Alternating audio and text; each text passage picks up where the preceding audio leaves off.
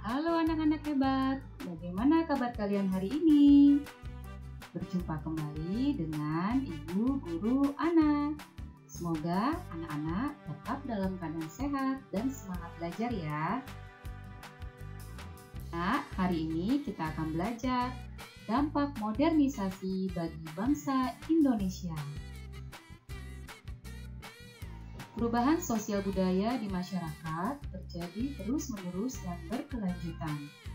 Hal ini disebabkan karena perkembangan dan penemuan baru terus terjadi yang memicu terjadinya modernisasi. Modernisasi terjadi di berbagai bidang kehidupan, seperti bidang komunikasi, informasi, transportasi, dan lain-lain.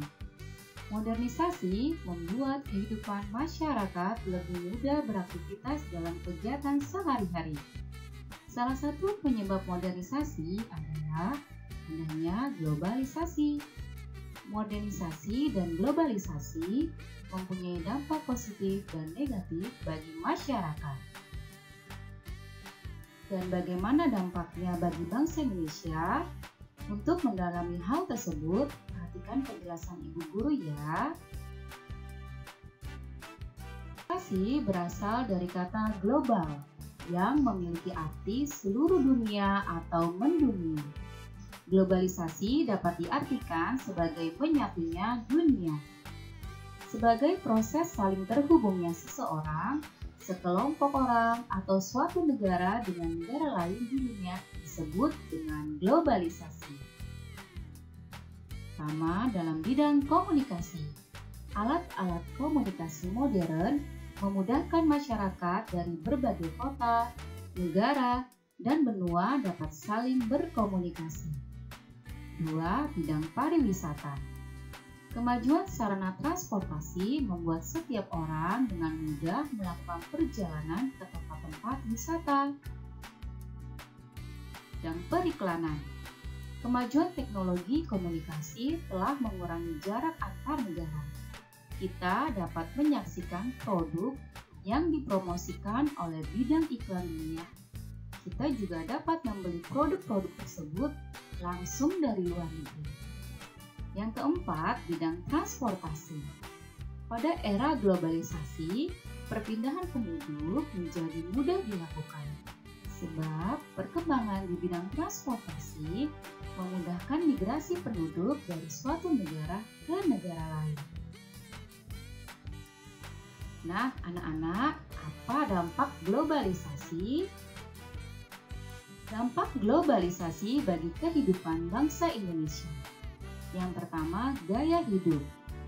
Globalisasi membuat masyarakat meniru budaya menghargai waktu yang banyak digunakan negara-negara barat dan Jepang. Globalisasi menimbulkan pengaruh negatif, yaitu bergaya hidup mewah dan konsumtif, karena adanya kemudahan dalam berbelanja. Contohnya, pesan makanan dengan cara online. Kedua, selera makanan. Globalisasi memiliki perubahan selera makan. Makanan negara lain dianggap lebih kekinian dibandingkan makanan tradisional. Yang ketiga, pakaian. Awalnya masyarakat menggunakan pakaian tradisional. Kini masyarakat cenderung lebih menyukai pakaian modern seperti masyarakat barat. 4. Komunikasi. Kemajuan alat komunikasi membuat orang tidak perlu bertemu langsung dengan orang yang akan berkomunikasi.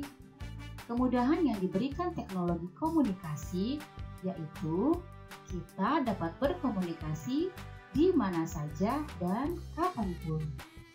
Yang kelima, transportasi. Kemajuan di bidang transportasi membuat setiap orang mendatangi suatu tempat dengan waktu yang singkat. Transportasi juga dapat memiliki dampak negatif. Semakin banyak warga masyarakat yang memiliki kendaraan pribadi, sehingga menyebabkan jalan raya semakin macet. Banyak perusahaan asing yang bermunculan di Indonesia. Alasan pendirian perusahaan asing di Indonesia. Yang pertama, ketersediaan bahan baku. Kedua, konsumen yang besar. Tiga, banyaknya tenaga kerja. Dan yang keempat, stabilitas keamanan. Keuntungan adanya perusahaan asing di Indonesia. Yang pertama, menyediakan lapangan pekerjaan. Yang kedua, meningkatkan pendapatan negara. Yang ketiga, meningkatkan penguasaan teknologi. Kerugian adanya perusahaan asing di Indonesia, pertama, pencemaran lingkungan. Kedua, peralihan fungsi lahan. Dan yang ketiga, pembagian keuntungan dengan negara lain. Sikap kita terhadap globalisasi. Yang pertama, sikap yang harus kita lakukan terhadap perubahan sosial di masyarakat. Pertama, gemar mengunjungi kerabat dan tetangga. Yang kedua, kita harus mengurangi penggunaan handphone. Dan yang ketiga, gemar melakukan kegiatan kemasyarakatan. Sikap yang harus kita lakukan terhadap perubahan budaya dalam kehidupan masyarakat. Yang pertama, menjauhi gaya hidup konsumtif dan mewah. Kedua, lebih mencintai budaya bangsa sendiri dibandingkan dengan budaya asing. Yang ketiga, mencintai produk dalam negeri. Dan yang terakhir, meniru budaya positif bangsa lain. Nah, anak-anak, sampai di sini anak-anak sudah paham belum tentang materi yang tadi Ibu sampaikan? Semoga setelah menyaksikan penjelasan Ibu Guru, anak-anak lebih mudah memahami materi ya. Sebagai bahan evaluasi, kerjakanlah latihan berikut ini di buku tugas IPS kalian.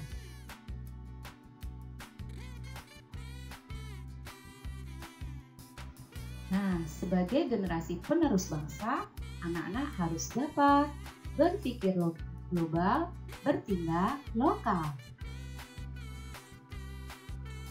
Anak, sampai di sini dulu ya pembelajaran kita hari ini. Terima kasih kepada ayah dan bunda yang telah mendampingi anak-anak dalam belajar. Jangan lupa like dan subscribe video ini ya. Sampai bertemu di pembelajaran berikutnya. Salam sehat dan semangat belajar. Terima kasih.